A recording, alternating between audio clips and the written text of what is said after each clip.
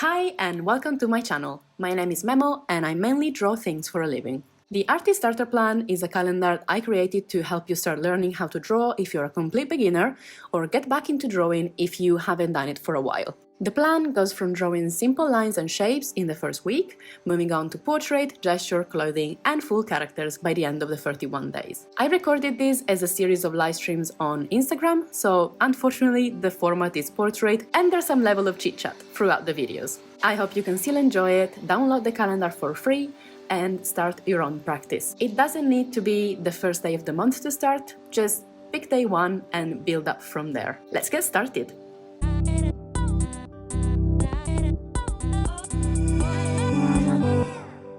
Hey guys! How are you? Today we are actually doing 2-point perspective.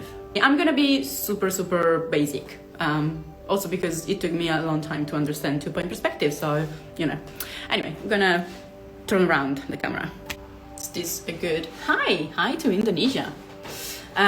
Is this a good framing for you guys? I hope so. So, 2-point perspective. Basically, if we take a ruler and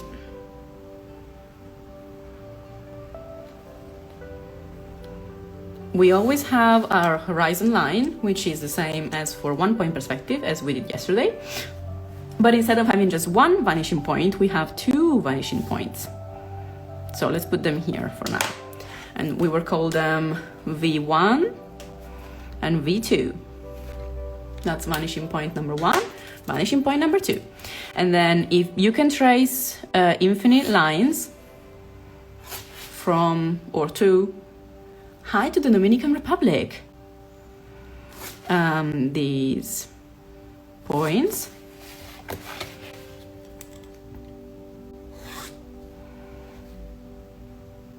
And where these lines cross is where you can find your perspective, basically. And this is a very good setting because this is basically every landscape ever. Like you can pretty much, yeah, like you can use this setting for perspective for most of your landscaping needs. Of course, you know, then you have 3-point perspectives, you have you know, fisheye, you have lots of other like cool effects, but this is a pretty solid one. But yeah, do let me know if like I'm not making any sense.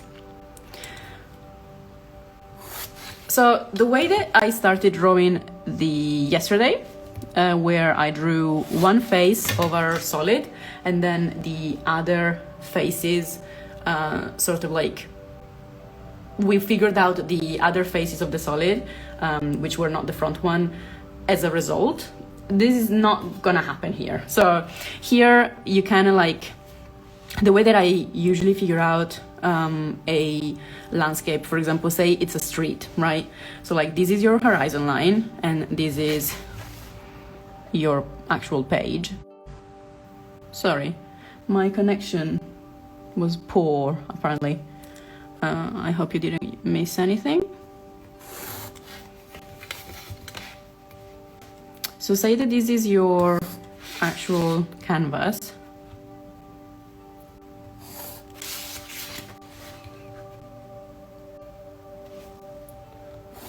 Oops.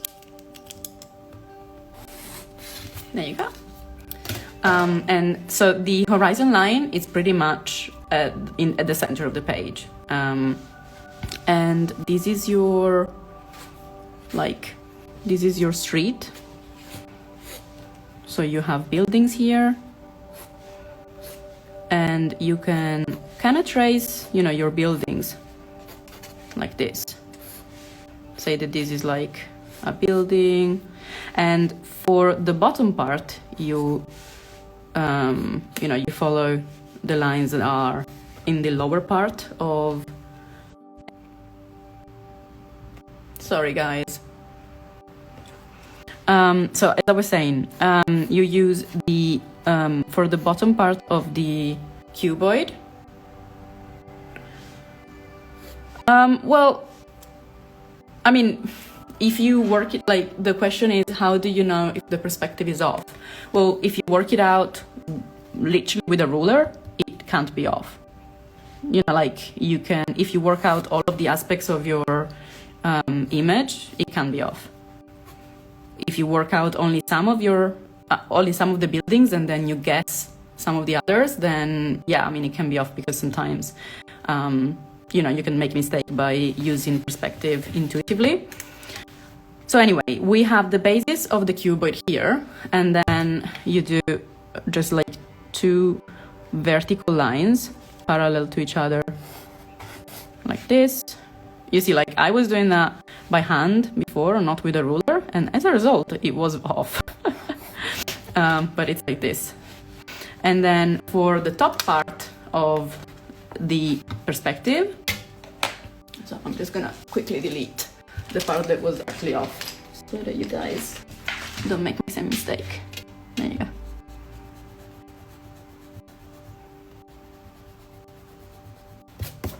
This way.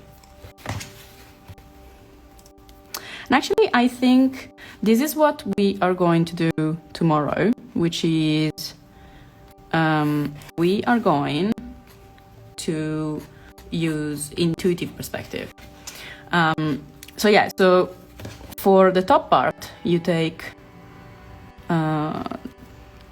you draw some lines, but on top, like on the upper part of the horizon line, which is still this one.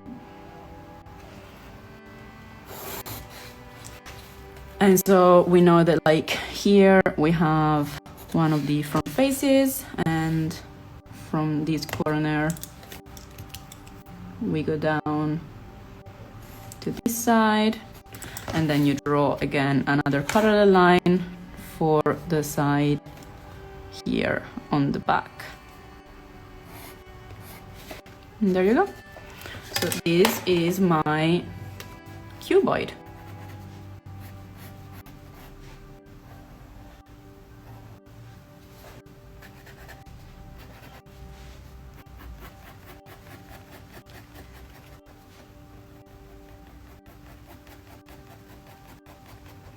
And the cool thing about 2-point perspective is that you can place, you know, multiple objects.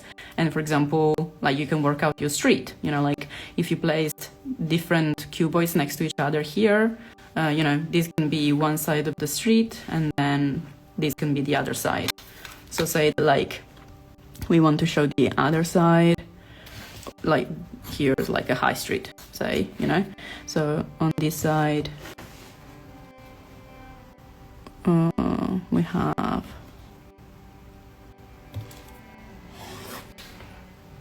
another cuboid.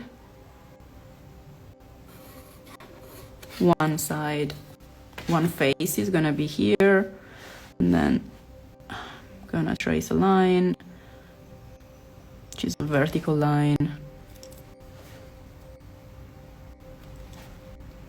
like this, and another.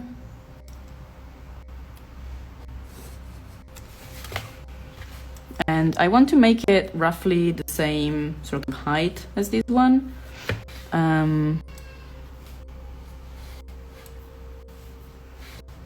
But in perspective, so yeah, it's probably gonna be like this one here. Annoying. I'm sorry.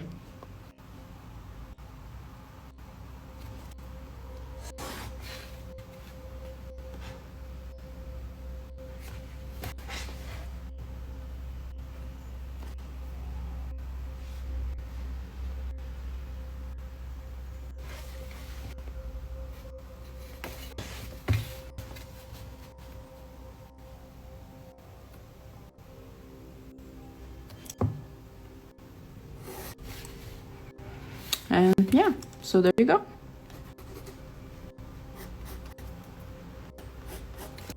This is another cuboid in your high street.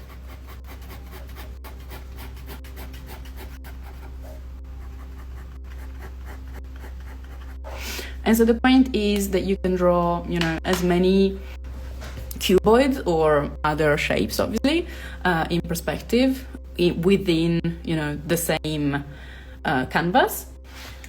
Or you can move the horizon line up or down, and that will change the angle of the camera. So if you move the horizon line down, like you can see how much, like how does that change the perspective and like the feeling that you get from an image.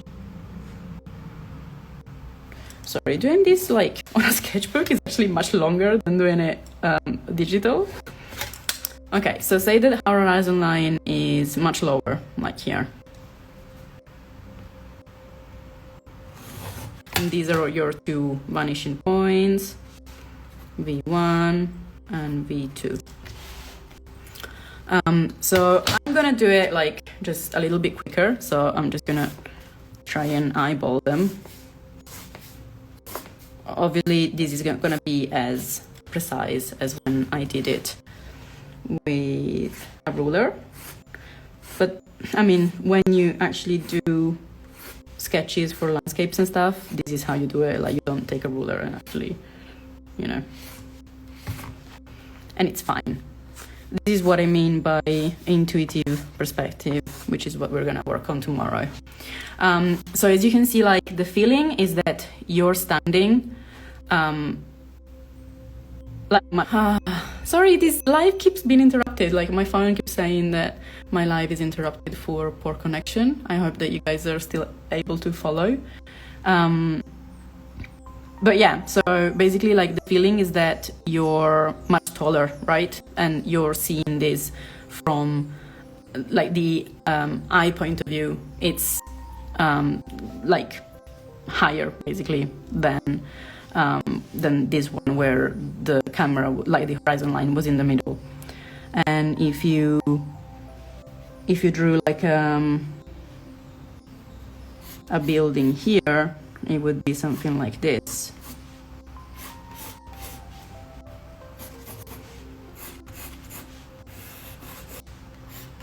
And obviously it would be a lot more exaggerated. So like it would be like you have maybe a person here who's looking at the wall, right? So, and yeah, so this would be your shape. And conversely, if you moved,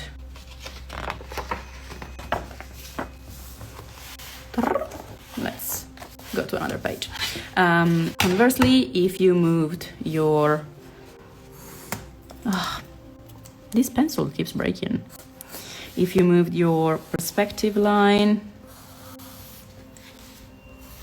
much higher, so like the horizon line, oops, I'm going a bit upwards there. So the horizon line is here. Here's your 2 points, V1, V2, which means that you have all these lines,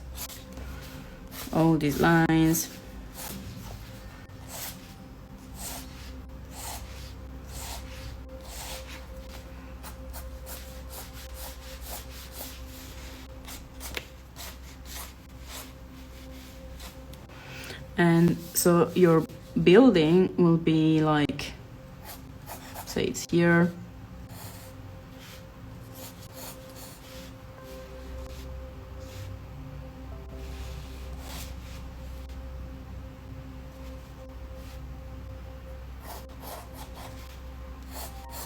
would be something like this.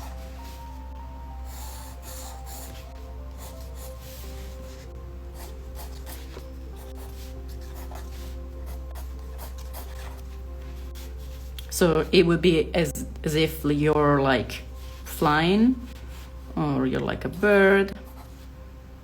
Hello. And you know, you're seeing everything from a higher perspective. I know this bird is amazing. You can tell I'm very good at drawing birds. Anyway, so I think for today's exercise, hoping that I made sense whatsoever, you should do like 3 different canvases and draw maybe like 3 boxes when the horizon line is in the middle, 3 for when the horizon line is very low down, and 3 for when the horizon line is up high. And I think this would be a good exercise. I think it will take you between, I don't know, 15 to 30 minutes. And it's just an interesting sort of mental exercise, because it really makes you realize how much the impact of your illustration changes if you change the horizon line. So I'm gonna quickly switch my camera for this. Hey. So yeah, basically the impact that your illustration can have changes drastically, right? Because if your character is standing eye up and the rest of the environment is low down, you get a sense of empowerment for the character.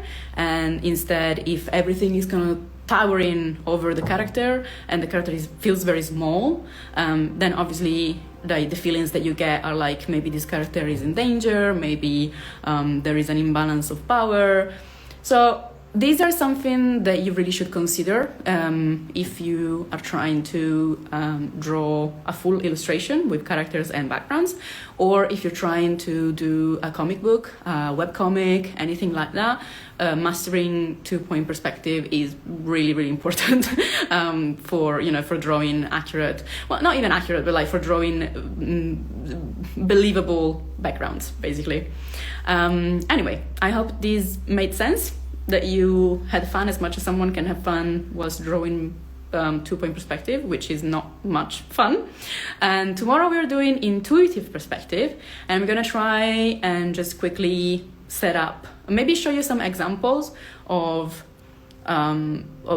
like landscapes that I've drawn with intuitive perspective, and maybe do an analysis of that, and maybe set up a very, very rough sketch for an illustration. Let me know in the comments which one would you prefer, if you would rather to see samples or just do the live demo.